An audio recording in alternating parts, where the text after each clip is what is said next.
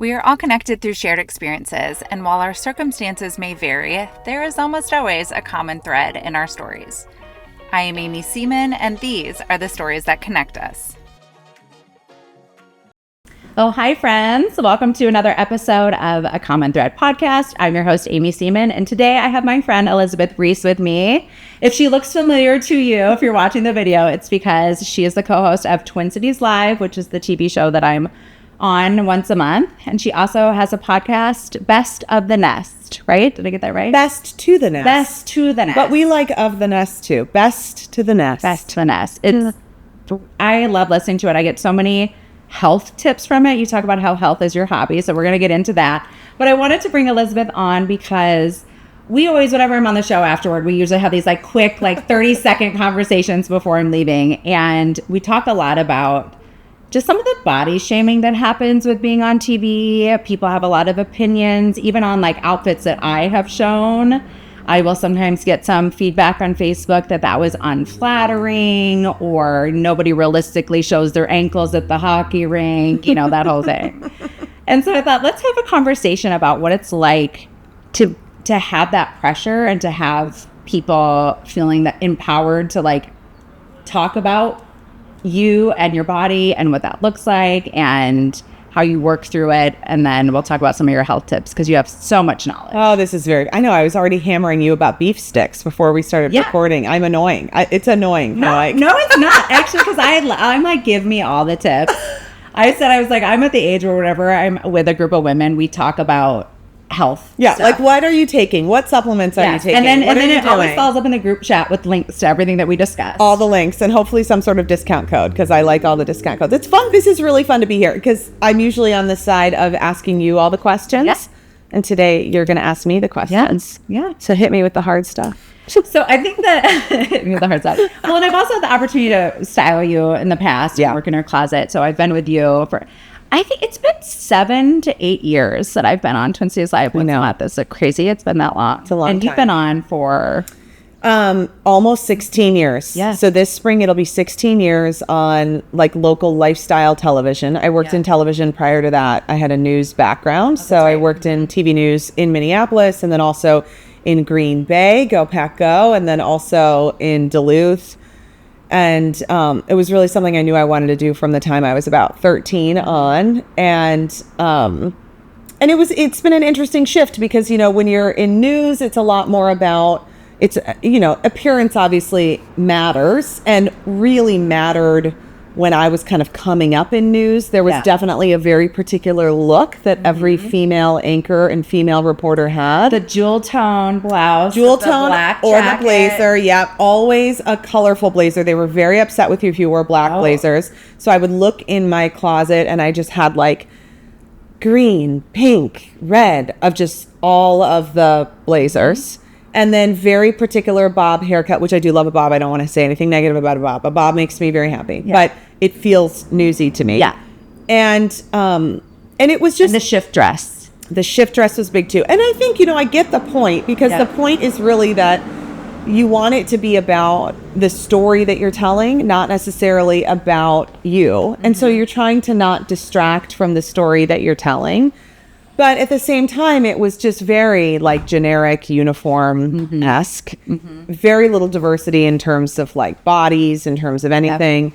And then when I shifted into lifestyle television, it was really different because in lifestyle television, as the show has grown, it really became clear that, the show is about the content, but, just Amy, you can get styling content from anybody. Yeah. I could say, okay, show me cute outfits to wear to the golf course.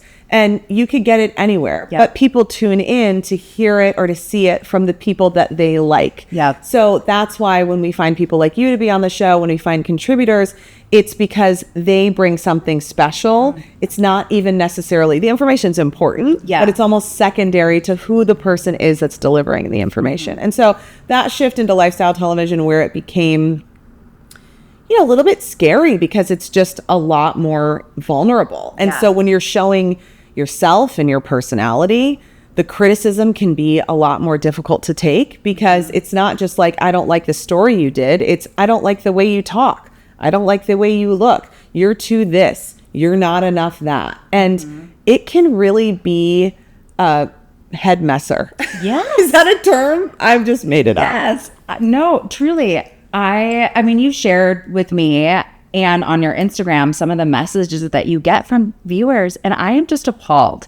I don't know that I would ever look at someone on TV and feel so compelled to share my thought. Well, you wouldn't, because you are well. You are well within your soul. I mean, I know. And it's funny. It's like you laugh about it. Yeah. But you are, I mean, when you are well within your soul, right? When you have a purpose and a passion, and we all have struggles, but when you have a belief that you are a valuable, important human being who brings something beautiful to the world, we all have insecurities. But if you have that core belief, you would never do that. Yeah. And so the shift for me really happened, I think, particularly as I got into my 40s, where I started to think so much more, instead of having to, you know, kind of fight back. Like, I'll give you the progression. My 20s in television, and I posted about this once, and I think about it a lot. In my 20s, I would just be filled with so much shame when someone would send me a message about me, and I just would like internalize it and try to pretend that it didn't happen, and try to just be like, I mean, it would just be full shame, crumple, cry. In my 30s, I tried to do a lot of like justification, and tried to do a lot of like, you know, this, I'm not like that. They said that I did this, but I'm not really like that. And they're the blah, blah, blah, blah, blah. And kind of that argumentative, I'm going to fight back. In my 40s, it became a lot about empathy for the human being on the other side, who is so unwell that the only way that they can feel better about themselves is about lashing out or projecting onto someone else. Yep. And I always think to myself, wow, if you're saying that to me and you don't even know me, I can't even imagine what you're saying to yourself. And so that then has really been it's been a very powerful shift for me. Very powerful. And I think it's also, what was you had a post about this and it went viral. The Julie, was it like be a Julie or don't be Julie versus Maggie? Yeah. Yes. The post that I woke up and was like, oh, yes, shoot, tell this dog. story, because I feel like that was one of those moments where I just remember just being so proud to like be your friend and know you and see the way that you responded. And also I get messages like that too, and I think of you so often when I get those messages of like, I remember how you responded, and I try to respond that same way with some grace. Well, thank you. This was 5 years ago. I was very early pregnant with my third child, my unexpected child. Turns out, if you're not using birth control, you can get pregnant, Amy. Surprise! Baby number 3, who we always call the best surprise of our lives. Yes, Heathcliff, you know, so he's a little angel baby. But so I was very early pregnant, and I think everybody knows that sort of vulnerability that you feel when you're pregnant, and that sort of like unsettled feeling a little bit in your body. I felt that at least every time, and I have had 4 pregnancies, 3 children, and I went out to cover the Home and Garden Show, which, you know, if you're not from the Twin Cities, there's home and garden shows all over the place, but it's just like they do them at the convention center. It's like a kind of a spring rite of passage. And then we'll usually do kind of half the show out there. And so I'll be out there talking about, you know, like gardening trends, and they do this cool idea house, and I find like fun chicken coops, you know, it's very much right up my alley. So I like to go out there. It's really fun. And, I was wearing that day a pair of jeans. They're Hudson jeans. They're cute. And kind of like a little, I think I had like a striped shirt on and a little olive green jacket. Felt very Amy Seaman would approve. I probably helped you put it together at some point. Did, yes. And I am regularly checking email during the show. So I check email during the show, particularly when I'm out in the field, because I'm communicating with producers. I was going to be contributing to the newscast later that night, which I don't normally do. And so I was just keeping an eye on what the news producers needed. And I got an email during the show, and it was from a woman named Maggie.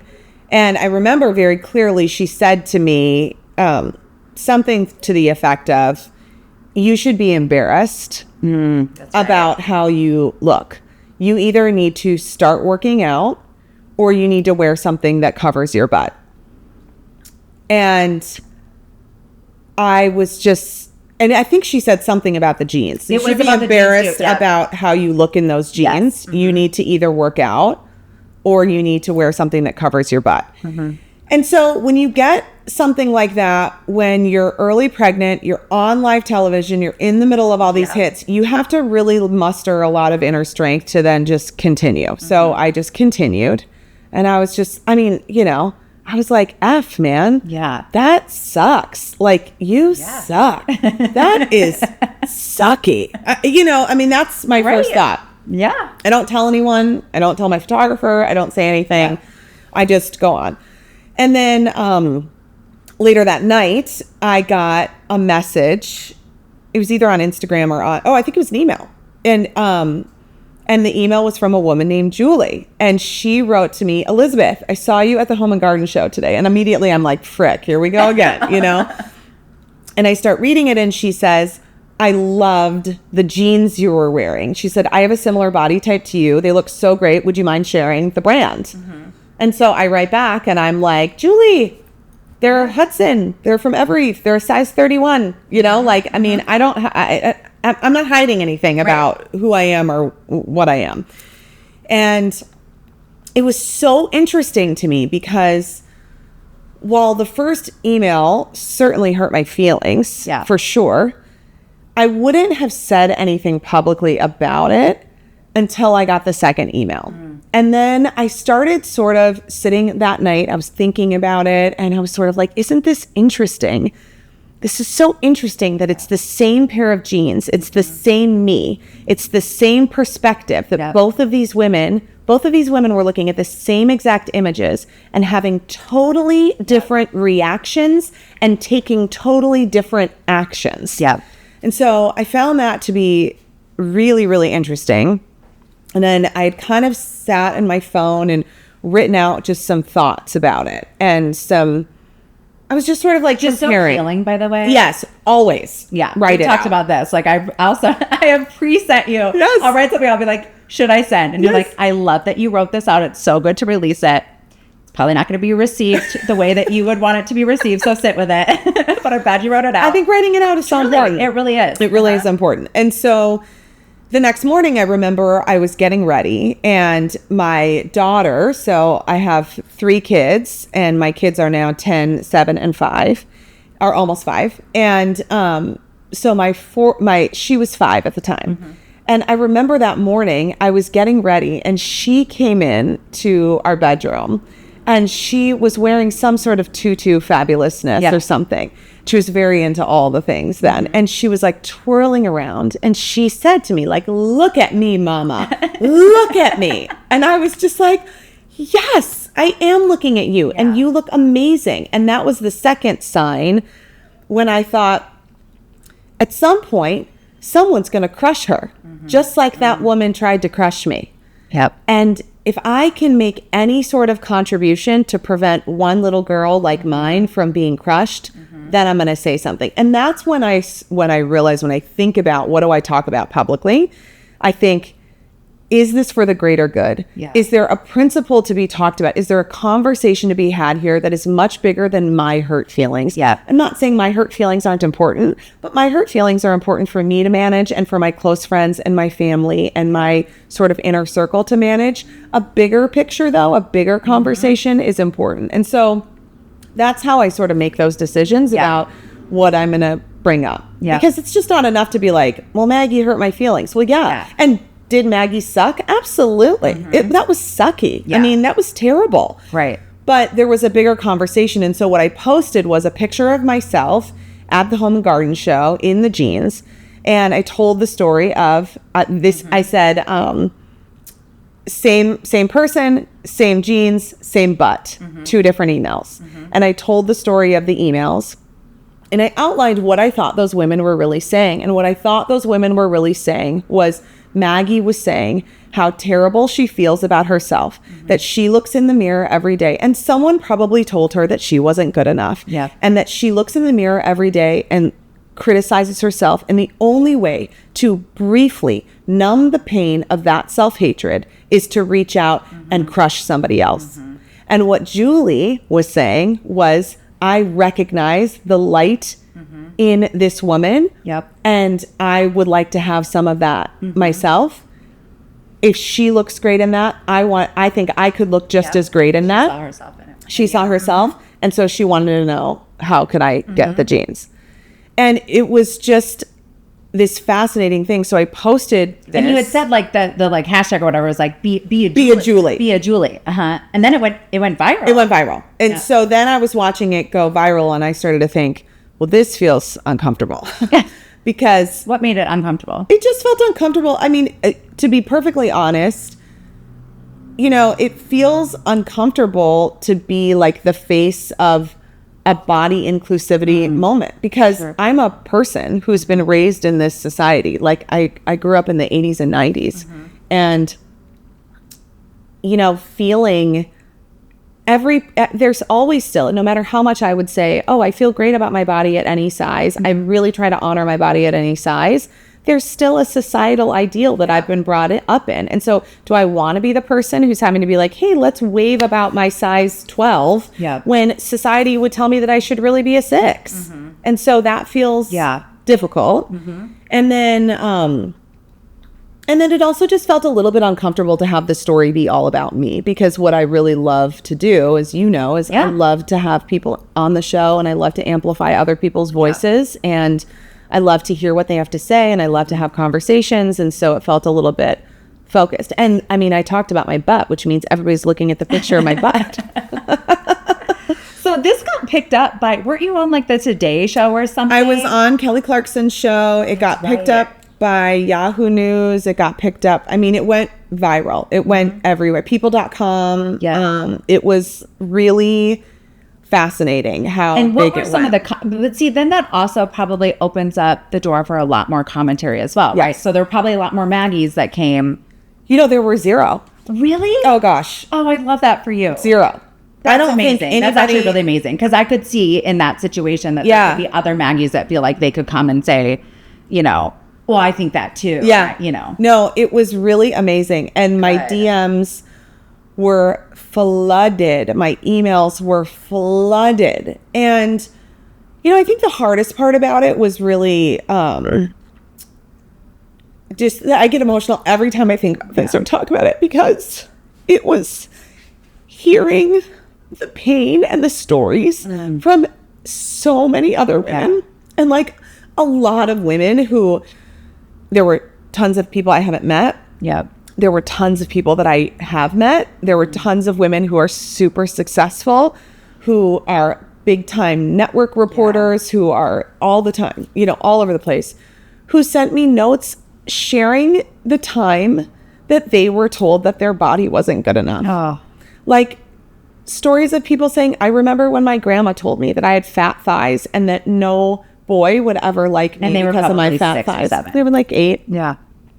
You know, I remember when my dad told me that nobody likes a fat girl. I remember, I mean, it was. So this opened up to all this then emotion from everyone else that you're now also carrying. 100%. And so that part was so important and so cathartic, but also I had to kind of manage my heavy is exactly right. I had to sort of manage that weight.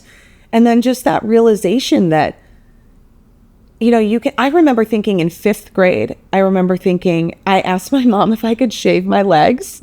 And, you know, she was like, okay, well, once you start, then you can't really stop. You know, like it was sort of because it's like a prickly situation. She just was being like, okay, here's how you do it. Here's what we're going to do. She was a great mom. She is I just talked to her. She's an amazing mom. And I never told her this, but the reason why I wanted to shave my legs is because I thought it would make my legs look thinner. And I was 10. It's so shocking how young we start to recognize those things. 100%. What was hard for me growing up is like I had this one best friend. We were Amy Squared, just also named Jamie. And she had, you know, naturally tan skin. She gets so tan in the summer. And she had the cutest perky little boobs, and she had the natural six pack, and whatever. And I was naturally wavy hair. I was taller then. I grew before most of the other girls. I'm only 5'6", but I was taller when I was younger. I was so flat chested.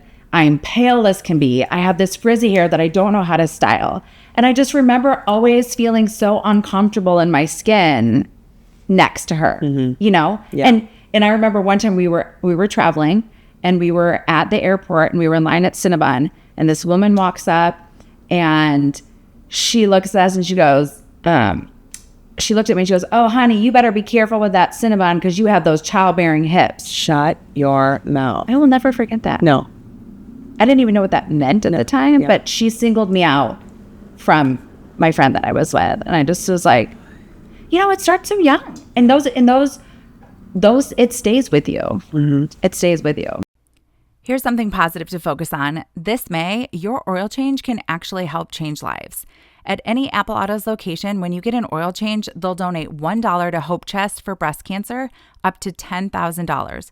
It's called Get an Oil Change, Give Hope, and it's one of those simple things that makes a real impact. Apple Autos has been supporting Hope Chest every year since 2011, and the work they're doing is so important, providing financial help to local breast cancer patients for housing, transportation, even basic daily needs. And the best part? You don't even have to leave your house. Apple Autos offers free pickup and delivery for oil changes, so it's easy to do a little good while taking care of your car. Go to appleautos.com and schedule your oil change today, because every mile you drive can help someone else keep going. For years, I struggled with symptoms I couldn't explain. What I now know was the start of perimenopause. My general practitioner missed it. My naturopath missed it. I spent over $10,000 on testing. I tried every supplement Instagram threw at me, and still nothing worked. But I refused to give up because this is not as good as it gets. Then I found Harmony Wellness. One consult literally changed everything. I was in their office that same day, finally feeling seen and heard. I started hormone replacement therapy shortly after, and for the first time in years, I feel so much hope. If you are struggling, please hear me. You are not alone. Your health is absolutely worth fighting for. Schedule a free consultation with Harmony Wellness today and take the first step toward feeling like yourself again. You are worth it. I'm in what I like to call my Pam Anderson era. I am simplifying. I'm trying to embrace my natural beauty. I'm trying to strip down to the basics. But let's be real. I am not Pam Anderson, so I wasn't getting quite the same results. I realized that the biggest miss was in my skin. It was looking dull, tired, a lot of sunspots, broken capillaries, fine lines, wrinkles. Basically, just years of neglect were catching up to me. So I went to Infinite Youth Med Spa, and after a quick consultation, they recommended Moxie plus BBL laser treatments. I've had just one of 3 sessions so far, and I cannot tell you how many people have commented on how much I'm glowing. It's the kind of confidence boost that I don't think I really knew I needed. What I love about Infinite Youth is that they never made me feel like I needed anything. They just listened. They get that we all have our own insecurities, and they help you make the right choice for you without overdoing it. If your skin is feeling tired, if you're looking to simplify, trust me, the best investment you can make is not in makeup, it is in skincare. Go rebuild your confidence at Infinite Youth Med Spa and tell them A Common Thread sent you.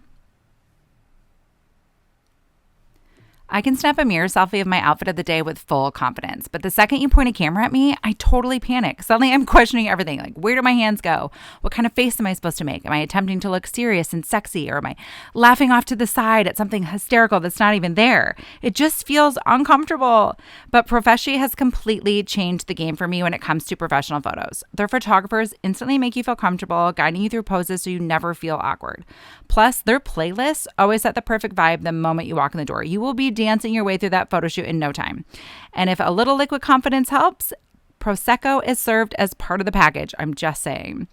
You might know them on Instagram for their signature pink backdrop, but if bold colors aren't your thing, do not worry. They've got neutral options too. Professional was designed to make professional photos painless and accessible with quick turnaround times and sessions as short as 15 minutes. So if it's been 5 years or more since your last headshot, consider this your sign. Book now at profeshy.com. That's profeshie.com. And don't forget to mention A Common Thread.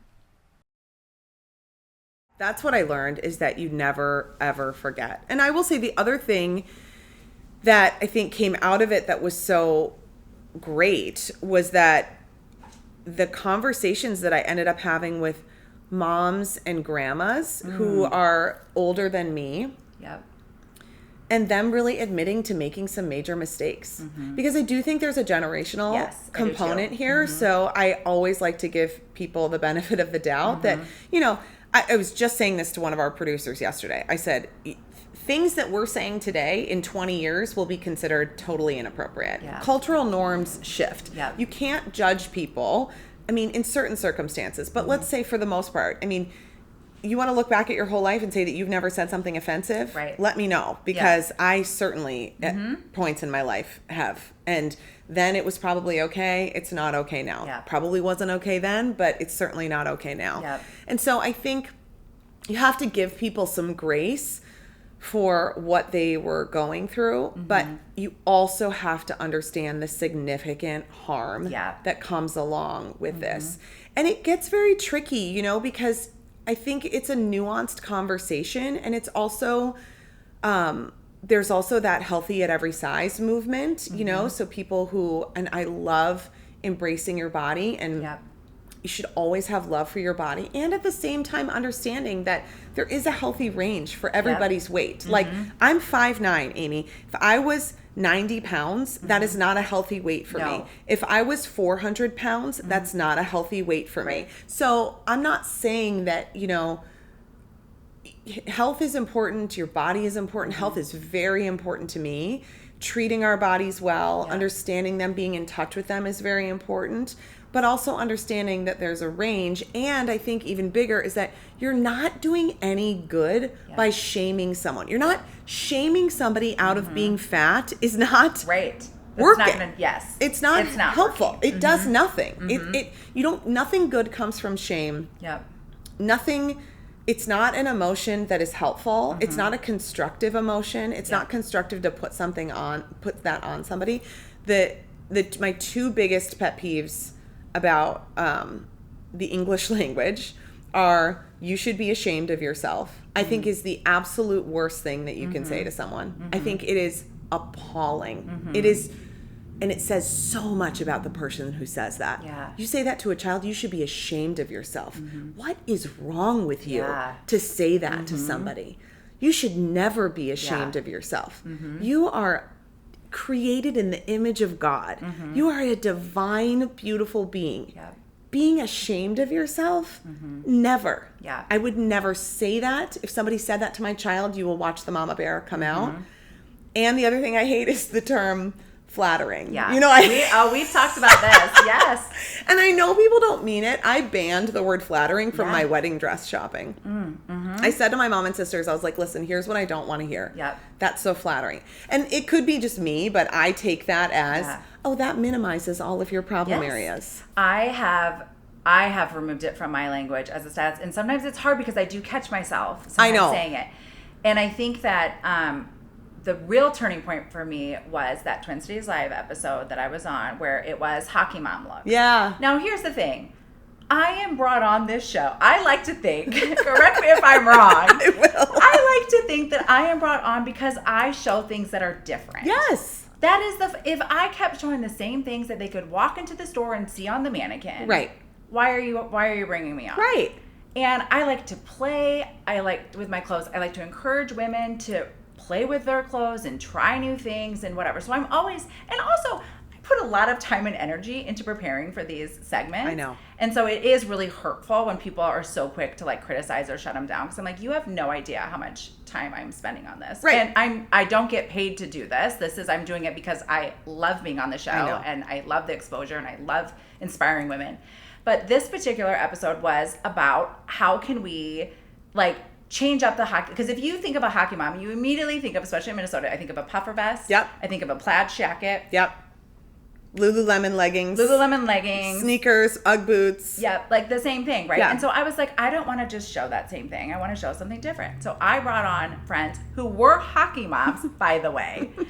And one of them had this gorgeous long puff vest. It was like down almost to the ankle. And it was made of, it felt like a comforter, like a down comforter. So fun. It was really, it was like a $600 vest. And it had a belt in the middle. Now, nobody putting a down comforter on your body is going to look thin. Right. But it was a vibe, and it was so cute, and she loved it.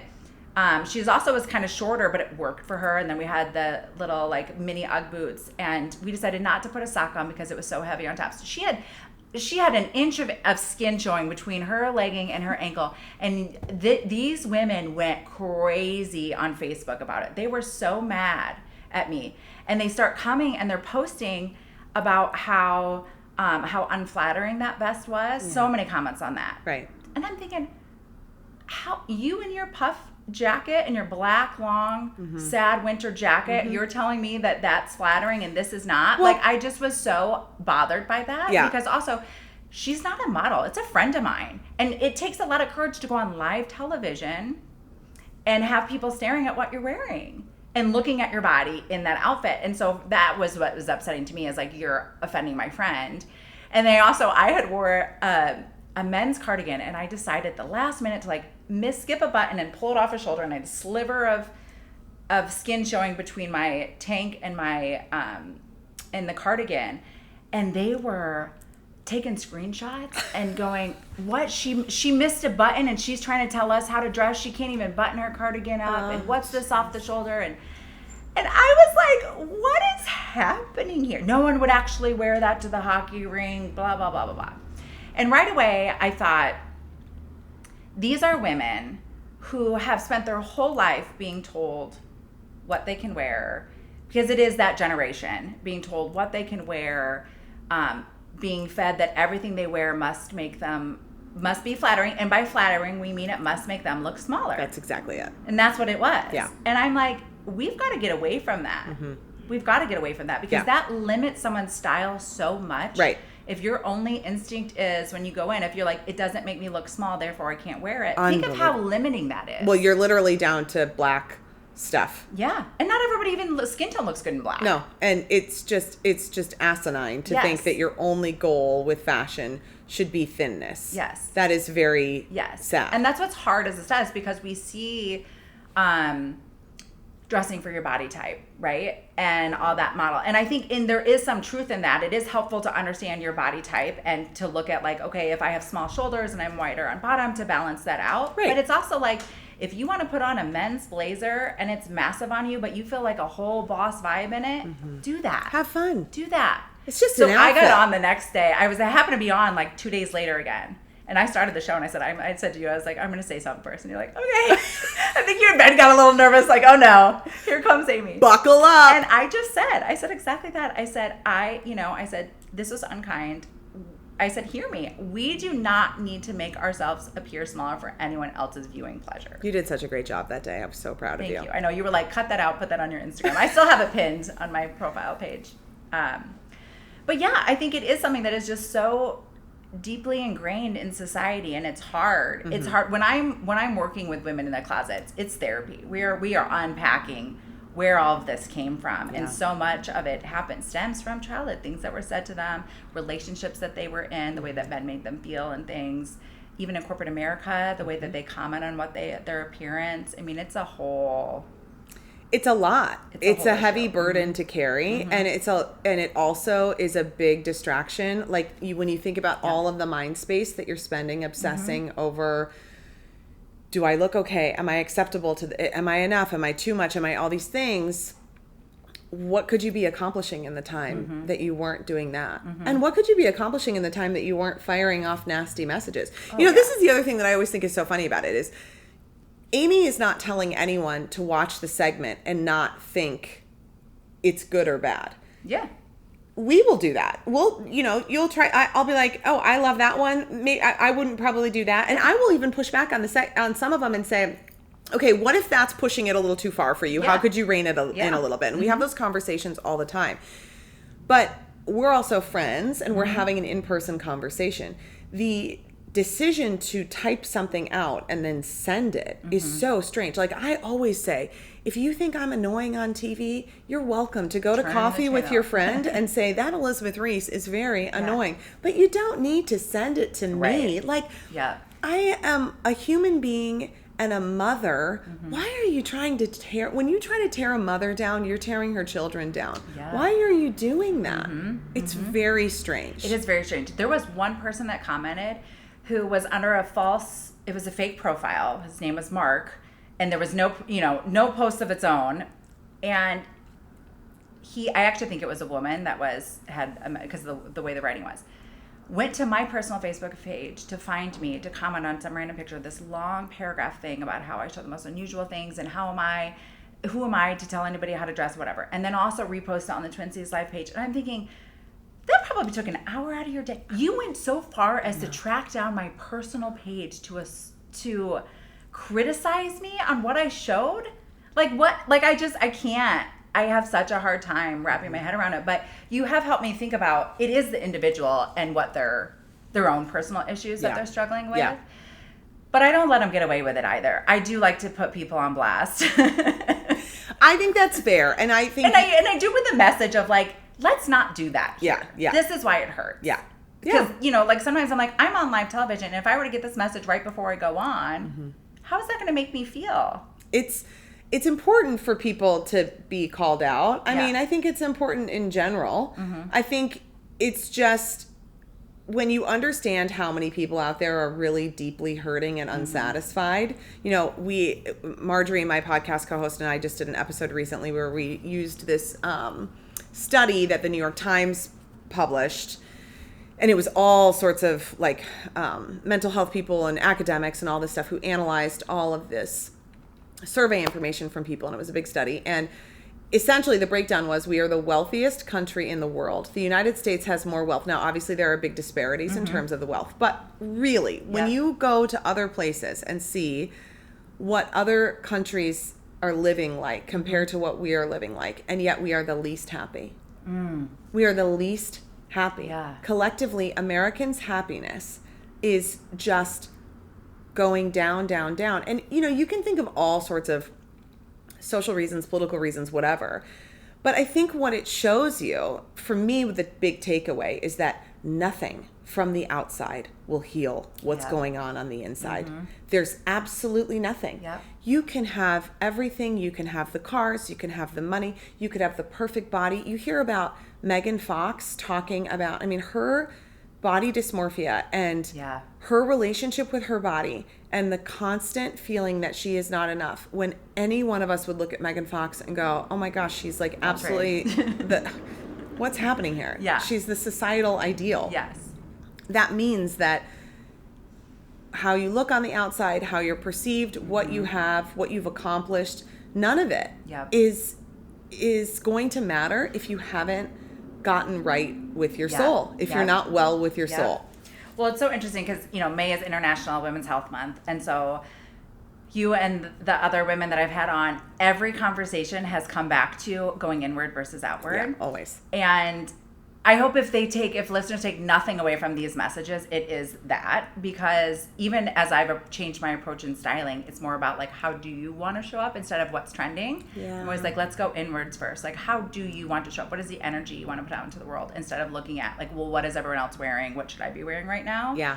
And I do see how freeing it is, because think of Megan Fox. She's probably a prisoner in her own mind if she is struggling with that so much. I know. And I have little Fancy Nancy Carter, my 10-year-old, and when he was younger, he was wearing all the tutus and he was wearing his pants on his head as his hair. I actually those pictures when they pop in my memory, they just make me, they just like make my heart burst. I just love this child so much. It's so cute. And I think that God gave me him as a child, because what an opportunity for me to help this young individual figure out who he is and how he wants to show up in a way that has zero shame and is just truly about being who he is meant to be. And so I am constantly working with him on just like, what do you feel good in? And what do you want to wear? And where do you feel? And sometimes it's, where do you feel safe? If you don't feel safe going to school with that, know that your house is a safe place and you can wear whatever you want at home.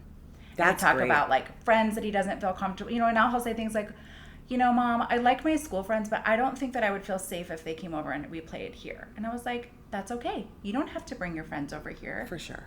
you know? And so, like, I love that he's even, like, recognizing that at 10 and, Yeah. like, using that language. But it's like,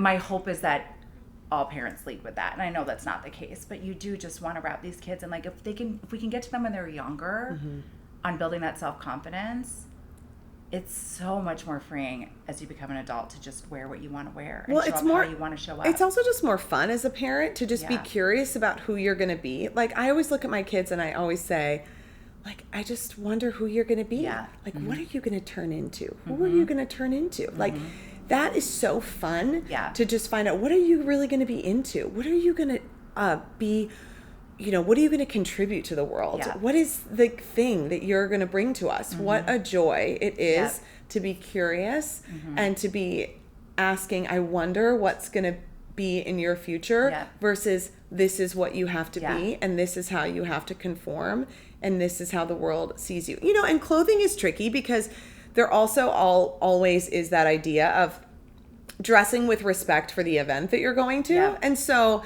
you know, just the same as like you say, when you're at home and you're doing whatever and Carter wear whatever you want. And then we also have respect for the event that we're going to. Yep. And I think that's also respect for other people and going, okay, if I'm going to go to church, I'm going to wear something like, I'm probably not going to wear a crop top and whatever. And I think that's just respect for the event. And that can certainly mean different things to different people. But it also helps you have some guidelines. Yeah. And for kids, it's the same, you know, it's the same. Like when you're going to school, this is how we show respect for the event that we're attending. Yeah. And I talk a lot to professional women when I do my style workshops. And we talk about, like, how do you bring your most authentic self to work? While also there's a level of what is appropriate. For sure. And what is not a distraction. Yeah. Because you want people to focus on your energy and the work that you're doing and the way that you're leading and not be distracted. Well, if your boobs are hanging out, it's a distraction. I'm going to look. Me too. You know, speaking of body changes, so I've been going through health changes for the last 5+ years. Perimenopause hit me super hard and younger than I expected it to. Yeah. But I started just ballooning, like gaining so much. I call it weight because the scale was going up, but I really think it's inflammation. Like I was so puffy everywhere. I just felt really uncomfortable. And that was hard for me because I continued to be in the spotlight, right, through Instagram and on television. And I have the benefit of dressing my body at any size because I'm skilled in that. And so I could still show up in a way that I felt good, but inside I felt awful. Well, this is why the rest of us would always, I mean, I would be like, I don't know.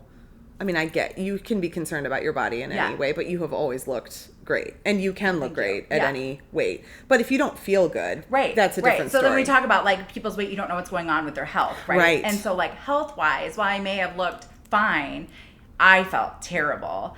And so I started seeing a hormone specialist, and we're getting all of that figured out, and I'm on the trizepatide, and my inflammation went down almost immediately, which told me my body needed that because every diet I tried, every exercise I tried, nothing was changing. Yeah.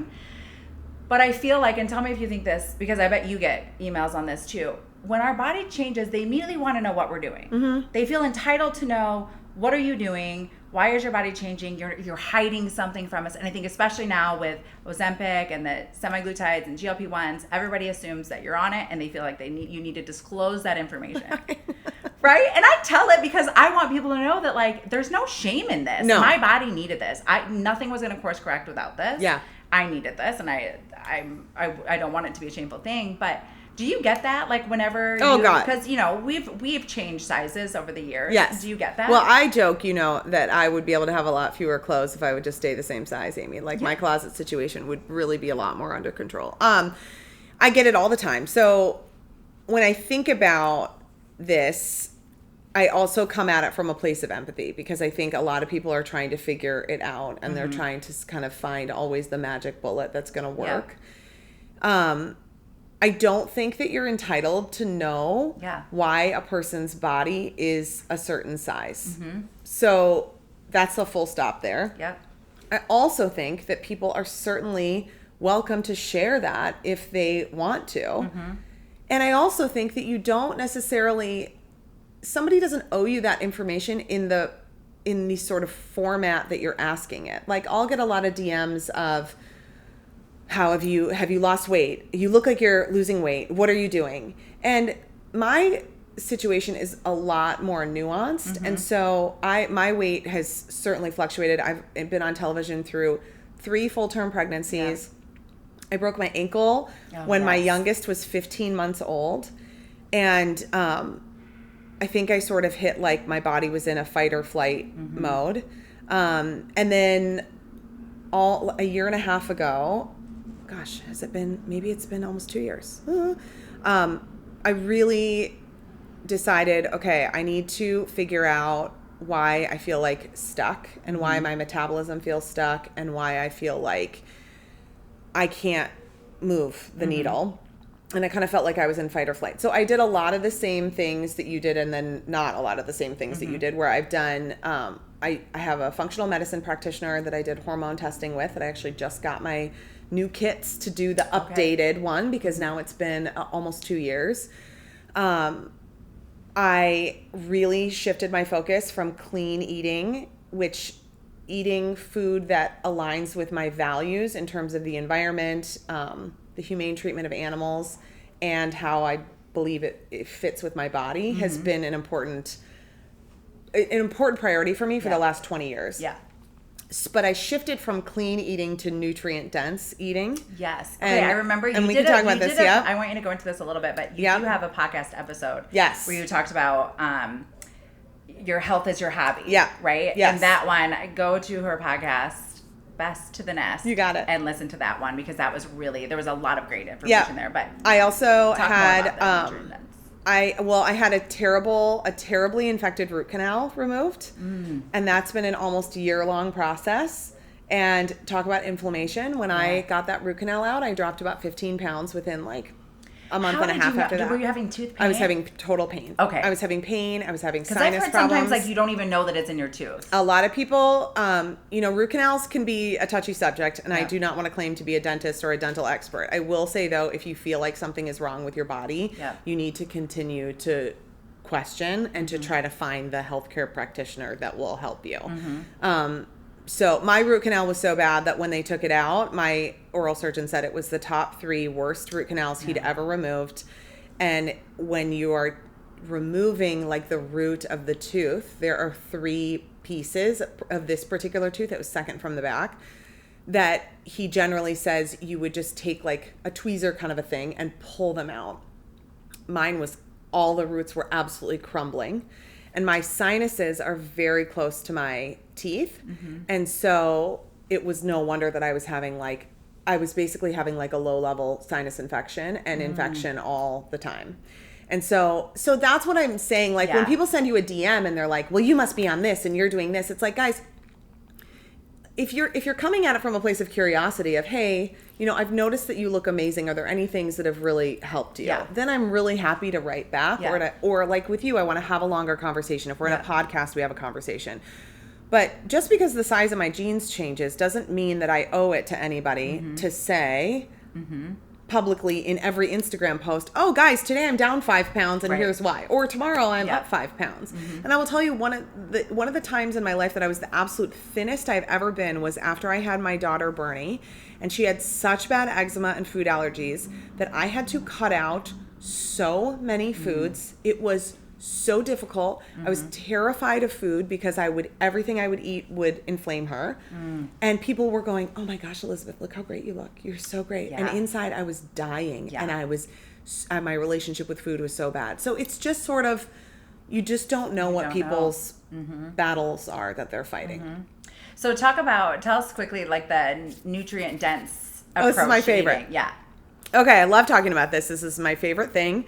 So a lot of my philosophies come from the Weston A. Price Foundation. Okay. So the Weston A. Price Foundation is based on the work of a dentist in the 30s who traveled all over the world and looked at the health of indigenous populations after he realized that the populations that he was treating suffered with a lot of tooth decay, small mouths, so teeth not fitting, poor jaw structure. And when he visited indigenous communities who were not exposed to the westernized diet of highly refined carbohydrates like sugar and flour and all these highly refined foods, that they had wide smiles, no teeth decay, and none of these chronic health conditions that you were starting to see in the Western world. Okay, so I always like to give this caveat that the Weston A. Price Foundation has some controversial views on other aspects of health that you can either take or leave. Okay, Yep. so whatever works for you. If you want to research it, that's fine. If you think that they're off their rocker, that's fine too. Yep.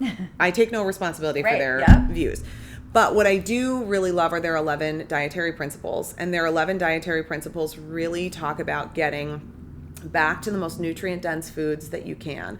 So for example, grains, right? Grains are they can be highly inflammatory and people can really struggle with them. And the Weston A. Price Foundation talks about properly prepared grains as being such an amazing part of our diet. So that means that they're either soaked, sprouted, or fermented. And the most simple term that everybody understands is just the difference between like dead white flour bread and nutrient dense sourdough bread, which is a huge deal.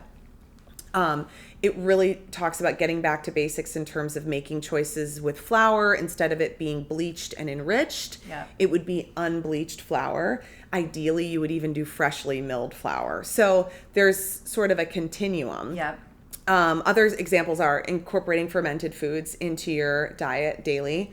We are all like crushing these probiotics. There's just no reason to buy a probiotic when you can buy a real food. I'm talking about like sauerkraut, kimchi, all sorts of fermented things. Kefir is another great dairy product. And then when it comes to meats, a lot of incorporating organ meats into your diet, which was really traditional and can be very difficult. Amy's already having a visceral reaction to this. My eyebrows are up. Is this the beef liver? You could do beef liver. I do chicken liver pate. I make chicken liver pate all the time. I'm obsessed. I say it's like my secret weapon. It is the thing that when people say like you're glowing, I say you need to be eating chicken liver pate. I was anemic for almost all of the time during my pregnancies. I really struggled with it, and my energy level, I can feel a difference if I've been traveling and I haven't had chicken liver pate for a week or two. I like come home and I'm like, oh God, I need chicken liver pate. So I make Jacques Papin's recipe, and I source really great chicken livers from an amazing farm, Nelson Grass Farm, but any pasture-raised poultry. The quality of meat is really important. So grass-fed, pasture-raised, knowing your farmer is really important. Those parts all come together to compile. And again, there are 11 principles that you can go through.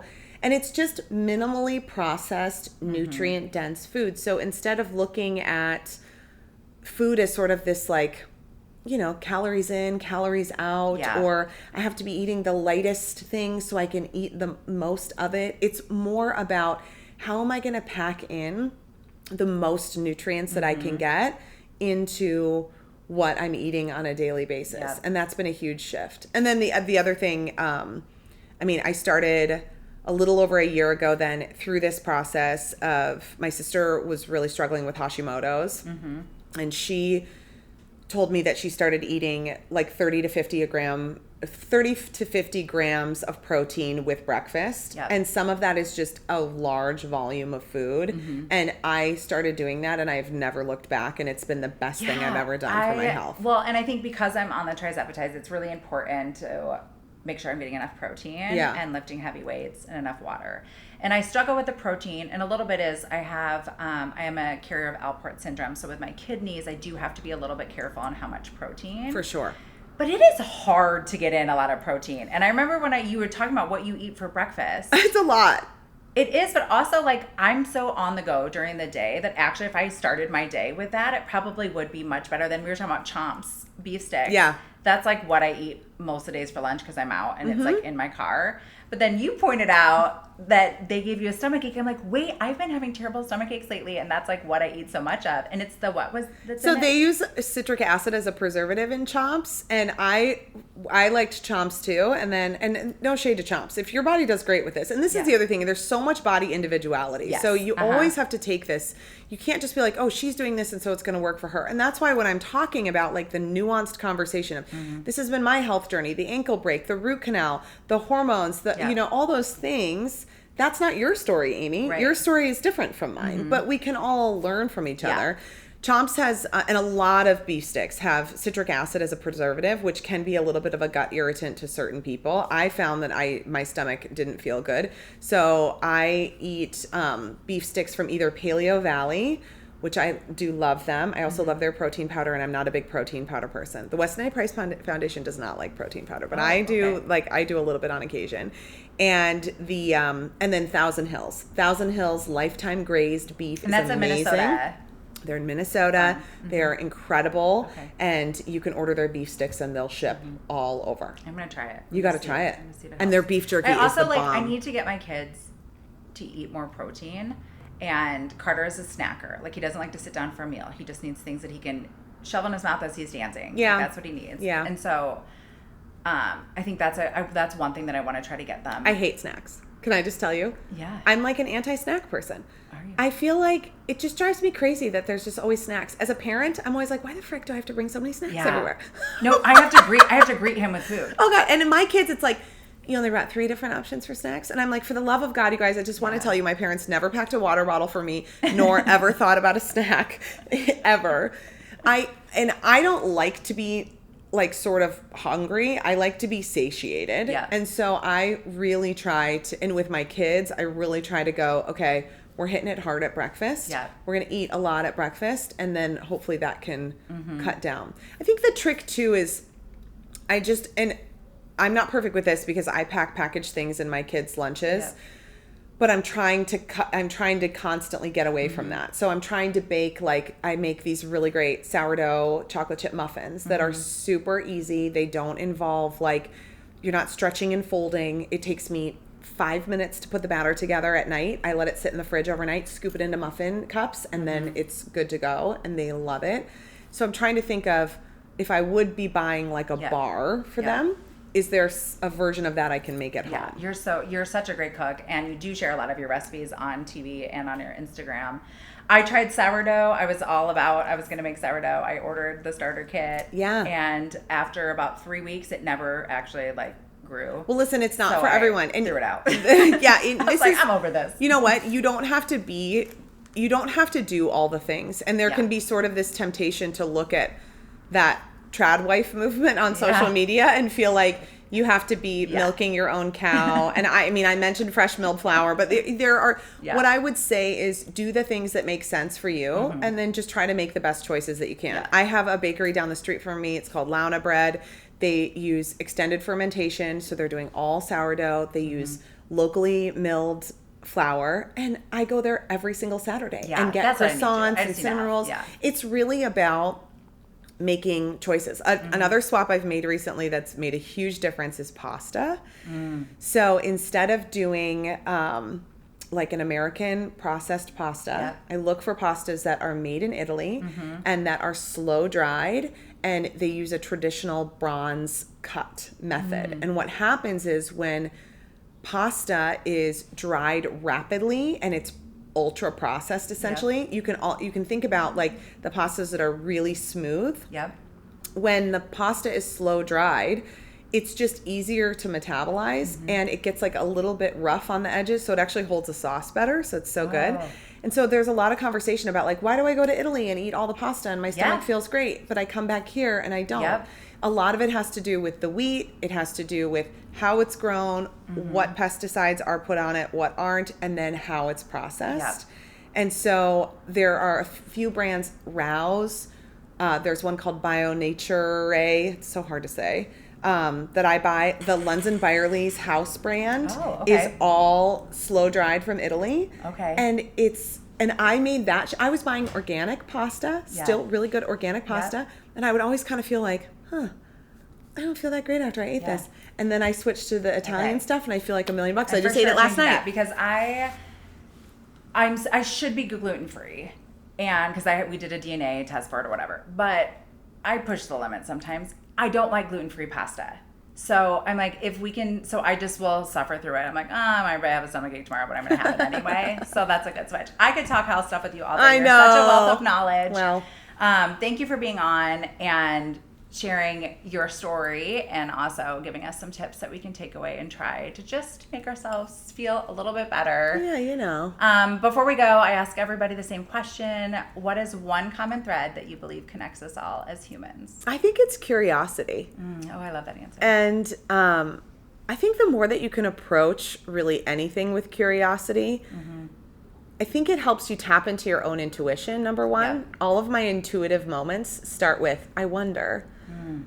And when I'm approaching something from curiosity, it immediately removes the judgment that I have, even if I'm having the judgment inside. Like, why are you doing that? You know, but if I can shift it to, I wonder what's going on that is leading to this. Yeah. It's just disarming. And if we were all curious, and if we just kept that childlike curiosity, I mean, my 4-year-old Heathcliff, who is always just asking me the silliest questions, like, Mama, how does a black hole work? What if we were all in a black hole? You know, I mean, it's just like, it's so interesting. Yeah. It just would preserve some of that childlike wonder. Yeah. And I love curiosity. I think as humans, we are so curious. And if we tap into that more, it can only make us better. For sure. I love that. Well, thank you so much, Elizabeth. Stay tuned next week for more guests, and we'll see you next time. Thank you.